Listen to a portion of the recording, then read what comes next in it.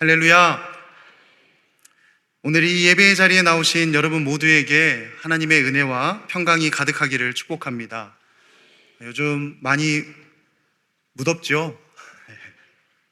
무더위와 바쁜 일상을 살아가다 보면 우리는 피할 곳을 찾곤 합니다. 잠시 일상을 멈춰서 쉴 만한 곳을 찾게 되는 것이죠. 누구나 모든 것을 내려놓고 어디론가 도망치고 싶은 심정이 들 때가 있지 않습니까? 금방이라도 울어버릴 것 같은 마음으로 하루만큼이라도 아무도 날 찾지 않았으면 좋겠다 숨고 싶을 때가 있는 것이죠. 그래서 설교를 준비하다가 몇 년 전에 굉장히 유행했던 광고가 하나 있는데요, 세상의 광고이지만 잠깐 보도록 하겠습니다.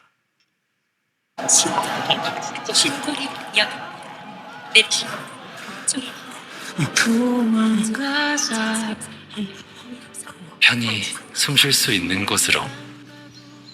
여기 어때?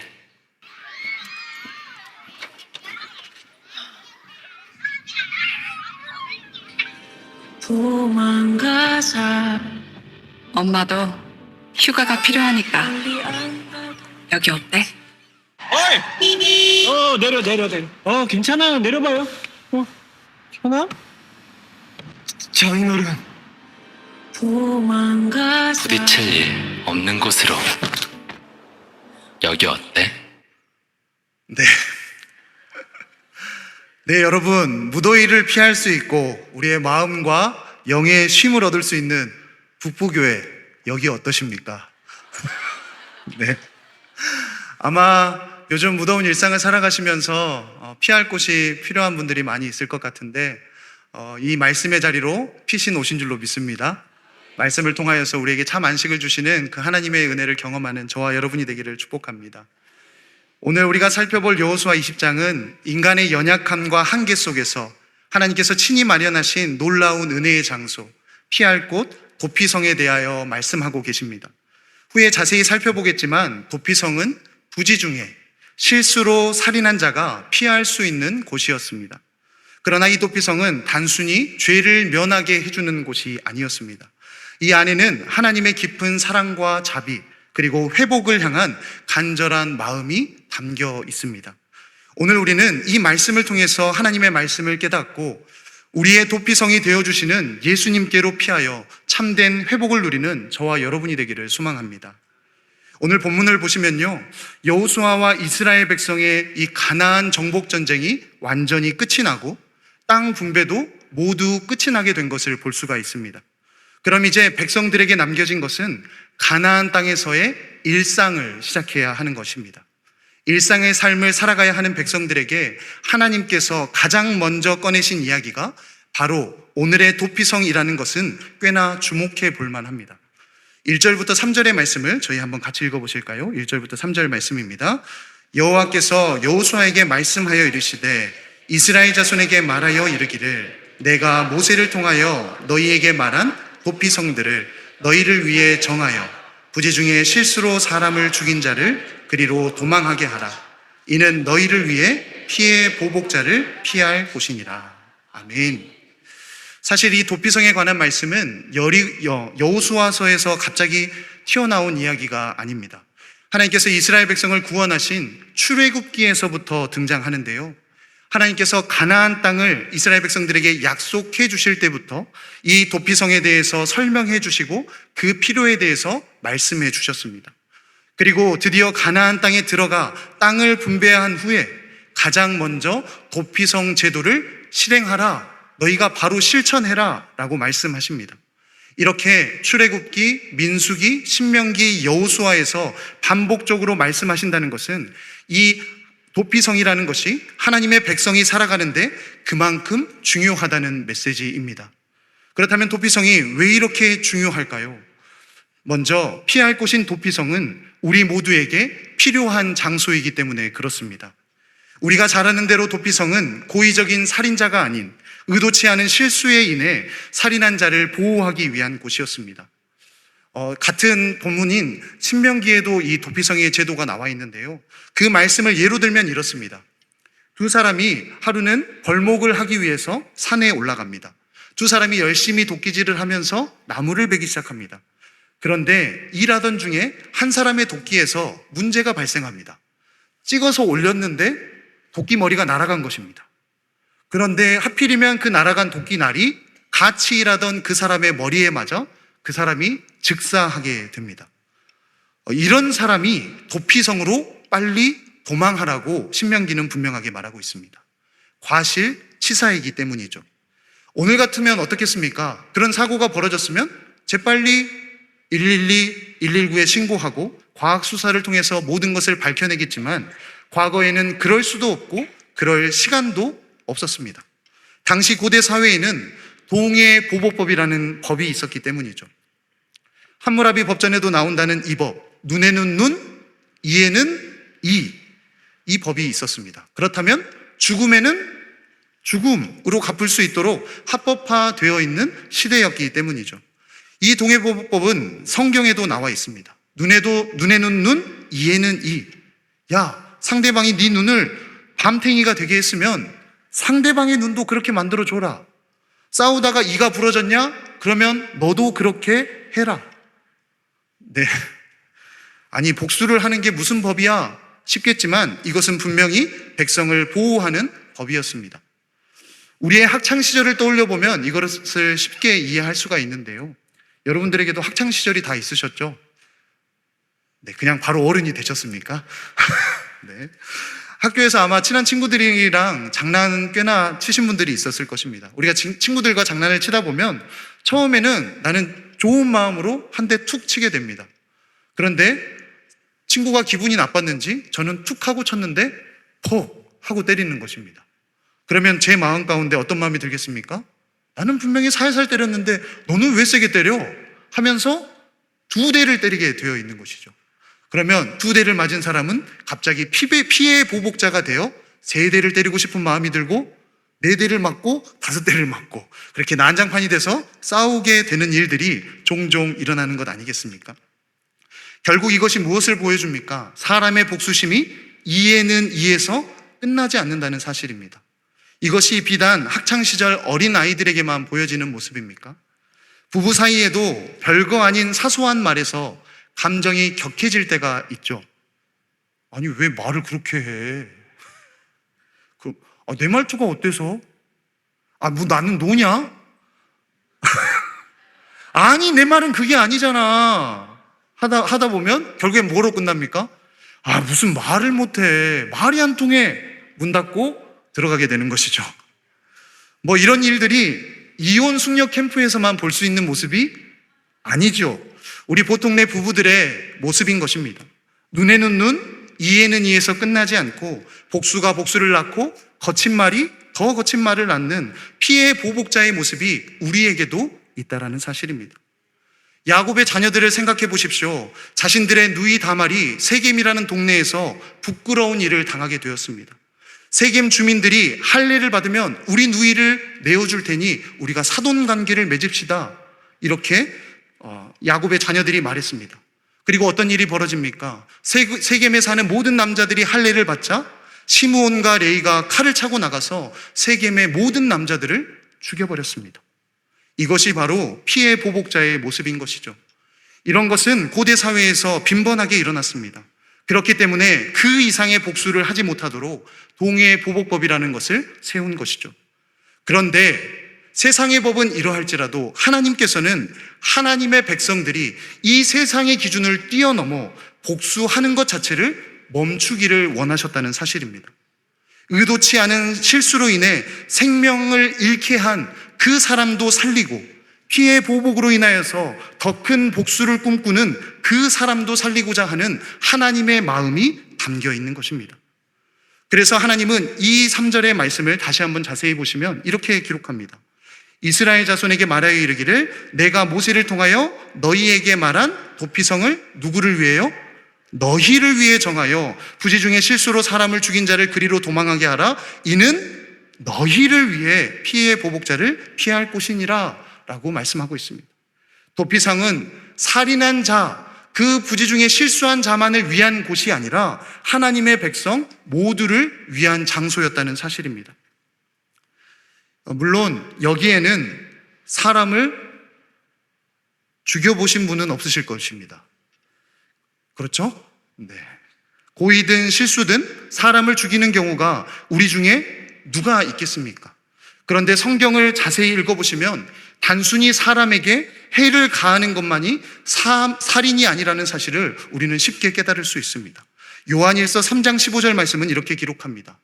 그 형제를 미워하는 자마다 살인하는 자니 살인하는 자마다 영생이 그 속에 거하지 아니하는 것을 너희가 아는 바라. 여러분, 사람을 미워해 보신 적이 있지 않으십니까? 우리는 살아가면서 저 사람 진짜 왜 저래? 라고 생각이 드는 미운 사람을 만나게 되곤 합니다.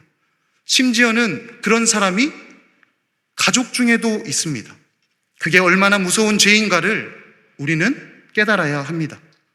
우리가 누군가를 판단하고 정죄하며 미워하는 일이 얼마나 무섭고 무거운 일인가를 우리는 깨달아야 한다는 사실입니다. 그래서 마태복음 5장에서는 예수님이 이렇게 말씀하십니다. 함께 읽어보실까요? 나는 너희에게 이르노니 형제에게 노하는 자마다 심판을 받게 되고 형제를 대하여 나아가라 하는 자는 공회에 잡혀가게 되고 미련한 놈이라 하는 자는 지옥불에 들어가게 되리라. 아멘. 예수님께서는 이렇게 우리에게 엄히 경고하고 계십니다. 그런데 사실 이런 마음을 먹으려고 먹는 게 아니잖아요. 어느 한 사람을 미워할 때 내가 처음부터 작정하고 저 사람 미워 죽겠네 라고 하는 게 아니라 살다 보니 부지 중에 그런 마음들이 하나하나 차곡차곡 쌓여가는 것이죠. 그렇다면 오늘을 살아가는 우리에게도 피할 곳인 도피성이 필요하다는 사실입니다. 우리도 우리가 모르는 중에 우리가 하는 말 가운데 우리가 마음먹은 가운데 누군가를 미워하고 살인하는 죄를 범하고 있기 때문입니다. 그래서 하나님은 우리에게 아들 예수님을 도피성으로 보내주셨습니다. 우리는 도피성 대신은 예수님께로 피해야만 하는 것입니다. 그래야 우리가 살 수 있습니다.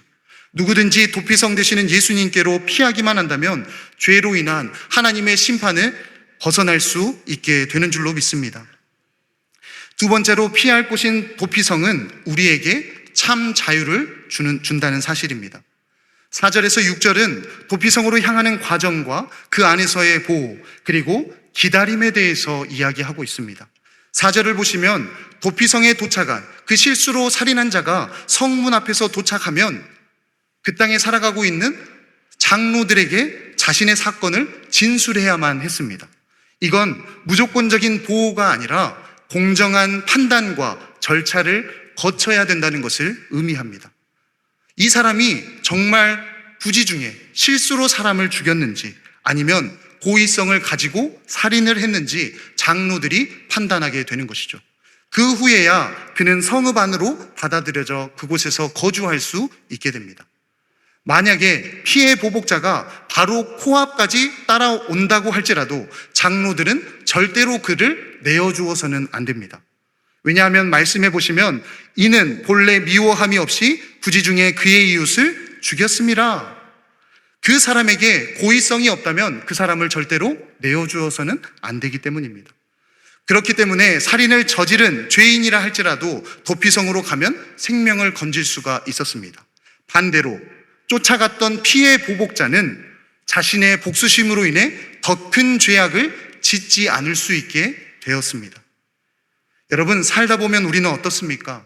우리 마음 가운데 미움이 찾아오고 복수심이 타오르면 내가 항상 옳다고 느낍니다. 그럴만 하니까 내가 화를 내는 거지. 너 같으면 안 그러겠어? 너도 내 상황 대봐. 라고 하면서 복수의 정당성을 막 내뱉습니다. 그런데 도피성은 어떻습니까? 그 도망자가 들어가 버리면 일단 멈춰야 합니다.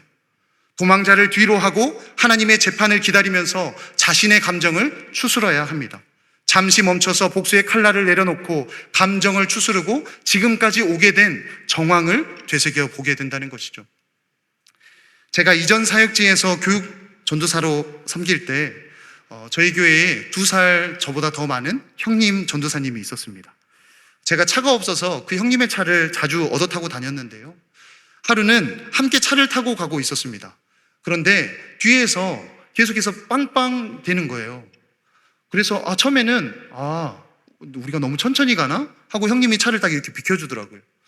그러면 옆에서 피해갈 줄 알았는데 그 차도 갑자기 차선을 뒤로 변경하더니 또 빵빵 계속 경적을 울리는 겁니다.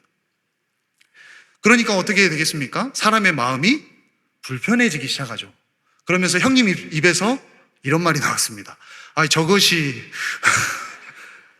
나를 옛사람으로 돌아가게 하네 하면서 이제 마음이 불편해지기 시작하는 것입니다. 그래서 차선을 마지막으로 변경해서 이 상황을 피하고자 딱 피했는데 이번에는 그 차가 뒤로 쫓아오더니 쌍라이트를 이제 막 켜는 것입니다. 아, 도저히 안 되겠다. 나의 옛사람으로 저 사람을 처단하리라. 속도를 줄이고 차가 옆으로 붙었을 때 창문을 내리려 하는 그 직전에 제가 한 가지 깨달은 게 있었습니다. 다급하게 그 형님을 불렀습니다. 형님, 우리 차, 교회 차예요. 네. 그 당시 저희가 타고 가고 있던 차가 저희 교회의 봉고차였는데 교회 차가 보이니까 교인이 반가워서 그 뒤를 쫓아다니면서 계속 장난을 치고 있었던 것이었습니다. 네. 창문을 내리고 바로 큰 소리를 쳤다면 굉장히 민망한 상황이 연출될 뻔했죠. 피해 보복을 멈추고 이것이 교회 차 아니라는 것을 인지했을 때 저희는 그곳에서 참 평안을 누릴 수가 있었습니다. 이처럼 우리는 얼마든지 실수할 수 있습니다. 부지 중에 분을 내고 미워할 수도 있습니다. 내가 옳다고 소리치며 분을 쏟아낼 수도 있습니다. 그러나 여러분, 우리에게는 도피성이 있음을 기억해야 합니다. 아무리 내가 분을 내는 것이 옳게 여겨질지라도 상대방을 도피성으로 보내고 나는 하나님의 재판을 기다리며 참고 기다릴 줄 아는 저와 여러분이 되기를 소망합니다. 도피성 안에 있을 때 생명을 건질 수가 있는 것입니다. 또한 도피성을 바라볼 때 또 한 번 생명을 건질 수가 있는 것입니다. 우리의 도피성은 예수님이십니다. 그러니 우리가 예수님께로 피하는 것이고 우리가 예수님을 바라보는 것입니다. 예수님은 우리가 어떤 죄를 지어도 도망갈 수 있는, 피할 수 있는 도피성이 되어 주시기 때문입니다. 또한 그분은 우리의 분한 마음, 억울한 마음, 소리치고 싶은 마음까지도 다 아시는 주님이십니다. 그래서 주님께서는 우리에게 이렇게 말씀하십니다. 마태복음 11장 28절 말씀인데요. 함께 읽어보시죠. 수고하고 무거운 짐진 자들아 다 내게로 오라. 내가 너희를 쉬게 하리라. 아멘. 바쁜 일상 가운데 무거운 짐을 지고 계십니까? 누군가를 피해서 도망치고 싶은 곳을 찾으십니까? 그렇다면 예수님께 나아가시는 저와 여러분 되기를 축복합니다. 우리는 오직 예수님 안에서만 참 생명과 자유를 누릴 수 있기 때문입니다. 더 나아가 오늘 본문 6절은 아주 중요한 말씀을 덧붙이고 있는데요. 6절 말씀을 요약해 보자면 이렇습니다. 그 살인자는 대제사장이 죽기까지 그 성읍에 거주하다가 자기 집으로 갈지니라. 이 실수로 도망쳐온 사람이 그 성읍에 있을 때에는 그 대제사장이 죽기까지는 그 성읍이 보호해주고 대제사장이 죽게 되면 자유를 얻어서 자기의 집으로 돌아갈 수 있게 되었습니다. 여기에서 대제사장이 죽기까지라는 조건은 구약에서 죄의 속죄와 해방을 상징하는 깊은 의미를 담고 있습니다. 대제사장은 이스라엘 백성의 죄를 속죄하는 중요한 역할을 담당한 사람이기 때문이죠. 그의 죽음은 죄에 대한 형벌이 치러졌음을, 그리고 그로 인해서 죄인이 이제는 자유를 얻게 되었음을 선포한다는 의미였습니다. 도피성 안에 머물러야 했던 이 살인자는 대제사장의 죽음을 통해서 비로소 자신의 죄로부터 자유해지고 자신의 집으로 돌아갈 수 있게 된 것입니다. 그런데 생각해 보십시오. 히브리서 4장 14절부터 15절은 이렇게 말씀합니다. 예수님을 우리의 대제사장이라고 선포하고 있습니다. 그 말씀을 우리 한번 같이 읽어보실까요? 그러므로 우리에게 큰 대제사장이 계시니 곧 하나님의 읽어보시죠. 승천하시니 곧 하나님의 아들 예수시라. 우리가 믿는 도리를 굳게 잡을지어다. 우리에게 있는 대제사장은 우리의 연약함을 동정하지 못하실 이가 아니요 모든 일에 우리와 똑같이 시험을 받으신 이로되 죄는 없으시니라. 아멘. 예수님은 우리의 죄를 대신해서 십자가에서 죽으심으로 우리의 영원한 대제사장이 되셨습니다. 그분의 죽음으로 우리는 죄로부터 자유함을 얻게 되고 그분 안에서 진정한 안식과 보호를 누리게 되는 줄로 믿습니다. 과거의 실수나 혹시 죄책감에 갇혀 계시다면 도피성 되시는 예수님께로 나아가십시오. 그분은 우리를 외면하지 않으시고 우리의 모든 잘못과 실수를 품어주시고 회복시켜 주시는 분이십니다. 예수님만이 우리의 피난처요, 요새요, 환난 중에 만날 큰 도움이신 줄로 믿습니다. 마지막으로 피할 곳인 도피성은 누구에게나 열려 있다는 사실입니다.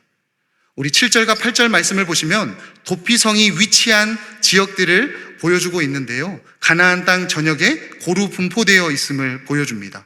북쪽의 게데스, 중부 지역의 세겜, 남부의 기럇아르바, 그리고 요단 동편의 베셀과 길르앗 라못, 바산 골란까지 총 6개의 도피성이 지정되었습니다. 지도를 보여드리면 좀 더 편하실 텐데요. 이는 도망자가 가나안 어디에서나 사건이 벌어지면 하루면 도달할 수 있는 거리에 도피성을 위치해 놓은 것을 볼 수가 있습니다. 유대 전승에 따르면 그 하루 만에 갈 수 있는 길이지만 그 도피성으로 가는 길이 얼마나 넓은지 14m나 되는 폭을 가지고 있었다고 합니다. 그러니까 어느 누구나 보면 이곳이 도피성으로 향하는 길이구나를 알 수 있을 정도로 넓은 길이었다고 합니다. 그리고 그 도피성 길에는 누구나 쉽게 찾아갈 수 있도록 도피성으로 가는 길이라는 표지판을 곳곳에 설치해 두었다고 합니다. 여러분, 그 당시를 살아가는 이스라엘 백성들이 길을 지나갈 때마다 그 표지판을 보았을 것입니다. 그들이 그 표시를 볼 때마다 무슨 생각을 했을까요?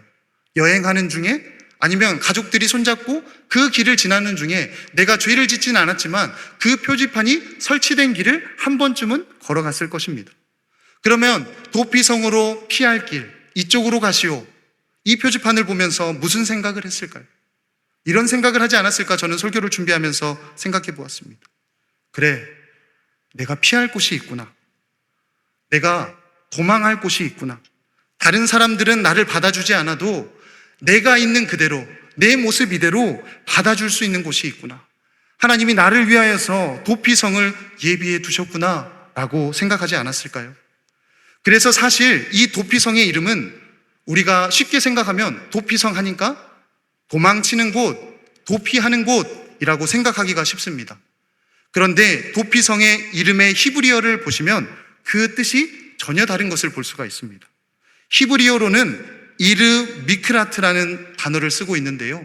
이 히브리어의 원뜻은 받아들이다, 수용하다라는 뜻을 갖고 있습니다. 쉽게 말해 도피성은 죄인을 받아들여주고 죄인을 수용해주고 포용해주는 곳이 도피성이라는 사실입니다. 이처럼 도피성이 되시는 예수님께 나아가는 길, 그 길은 전혀 어렵지가 않습니다. 그저 우리가 예수님이라고 부르기만 하면, 예수님께로 나아가기만 하면 우리는 생명을 얻게 되는 줄로 믿습니다. 이스라엘 백성들이 어느 곳을 가든지 그 도피성을 향해 가는 길을 찾았던 것처럼 우리도 예수님을 만나러 가는 길 어렵지 않다라는 것입니다. 누구나 예수님의 이름을 부르면 그 이름을 부르는 자는 구원을 얻게 되는 줄로 믿습니다. 여러분, 고속도로를 달리다가 휴게소를 만나면 어떤 마음이 드십니까? 굉장히 반갑지 않습니까? 운전하다 지치고 졸릴 때, 혹은 화장실이 급할 때 휴게소는 그야말로 사막의 오아시스 같은 존재입니다. 이 휴게소는 특정 사람만을 위한 곳이 아니죠. 50km 이상 달린 사람만 들어오시오 했다면 그 휴게소를 얼마나 많은 사람들이 이용하겠습니까? 그러나 휴게소는 누구든지 어떤 차를 타고 있든지 어떤 목적지로 가든지 상관없이 모든 운전자에게 열려 있는 것입니다. 도피성도 이와 같습니다. 누구에게나 열린, 모두를 위한 쉼터였다는 사실입니다. 그래서 9절 말씀은 이렇게 기록하고 있습니다. 마지막으로 저희 9절 말씀을 한번 같이 읽어보시죠. 이는 곧 이스라엘 모든 자손과 그들 중에 거류하는 거류민을 위하여 선정된 성읍들로서 누구든지 부지 중에 살인한 자가 그리로 도망하여 그가 회중 앞에 설 때까지 피해 보복자의 손에 죽지 아니하게 하기 위함이라. 아멘. 여기서 주목할 부분은 누구든지, 이스라엘 모든 자손뿐만이 아니라 그들 중에 거류하는 거류민이든지 그 땅에 사는 누구라도 도피성의 보호 대상이 될 수 있다는 사실입니다. 하나님의 구원과 자비가 이스라엘 백성뿐만이 아니라 이방인에게까지 확장되는 보편적인 은혜임을 성경이 명확하게 보여주고 있는 것이죠. 이는 신약 시대의 예수 그리스도를 통한 구원이 유대인뿐만이 아니라 모든 민족에게 열려 있음을 예표하는 말씀이기도 합니다. 하나님의 사랑은 특정 민족, 특정 사람에게만 한정되어 있지 않고 모든 인류를 향하고 있음을, 그리고 오늘을 살아가는 우리에게까지 향하고 있음을 우리는 오늘 말씀을 통해서 발견할 수가 있는 것이죠. 사랑하는 성도 여러분, 오늘 우리는 여호수아 20장의 도피성 말씀을 통해서 우리 삶의 근원적인 질문, 피할 곳이 있습니까? 이 질문에 하나님의 분명한 답변을 듣게 됩니다. 하나님은 우리의 연약함과 실수를 누구보다도 잘 아시며 그럼에도 불구하고 우리를 포기하지 않으시는 하나님이십니다. 그분은 심판보다 먼저 자비를 베푸시며 우리에게 언제나 회복의 기회를 주시는 하나님이십니다. 오늘 여러분에게 묻고 싶습니다. 여러분에게 피할 곳이 있으십니까? 피할 곳이 정말 있으십니까? 아멘. 그곳은 바로 예수 그리스도이신 줄로 믿습니다. 예수님은 우리의 영원한 피난처가 되십니다. 우리가 어떤 죄책감이나 두려움에 사로잡혀 있든지 예수님께 나아가면 그분은 우리를 품으시고 진정한 안식을 주시는 분이십니다. 그분 안에서 우리는 과거의 짐을 내려놓고 새로운 삶을 시작할 수 있습니다.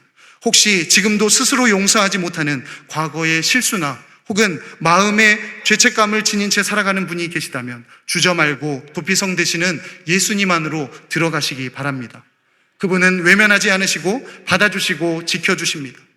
더 나아가 한 가지, 이제 우리가 이 시대의 도피성이 되어야 할 줄로 믿습니다. 우리 교회가 상처받고 지친 영혼들에게 예수님의 사랑을 전하고 누구나 들어와서 쉴 수 있는 그들의 참된 안식과 회복을 경험할 수 있도록 해주는 따뜻한 공동체가 되기를 소망합니다. 우리가 서로를 향해 정죄의 칼날을 들이대기보다 자비와 용서의 손길을 내밀 때 우리 교회가 세상의 빛과 소금의 역할을 감당하게 될 줄로 믿습니다. 오늘 혹시 여러분의 마음 속에 피할 곳을 찾고 있는 갈급함이 계시다면 주저하지 말고 예수님께 나아가십시오. 그리고 목장 가운데, 그리고 기관에 어떤 연약해져 있는 회원들 가운데 그 사람들의 이름을 불러가면서 때로는 연락을 취하여서 요즘 어때? 피할 곳이 필요해? 나랑 같이 교회 가자. 나랑 같이 교회 기도하는 자리로 가자. 하나님 찬양하는 자리로 가자. 어느 누구나 인도할 수 있는 저와 여러분의 삶이 되기를 축복합니다. 그러한 자에게 우리에게 참된 안식을 주시는 하나님께서 그 은혜를 세상 가운데 흘려 보내실 줄로 믿습니다. 그래서 여러분들이 도피성이 되어서 이 땅을 살아가는 모든 자들의 참된 안식처, 예수님을 소개하는 그 자리가 되기를 주님의 이름으로 축복합니다.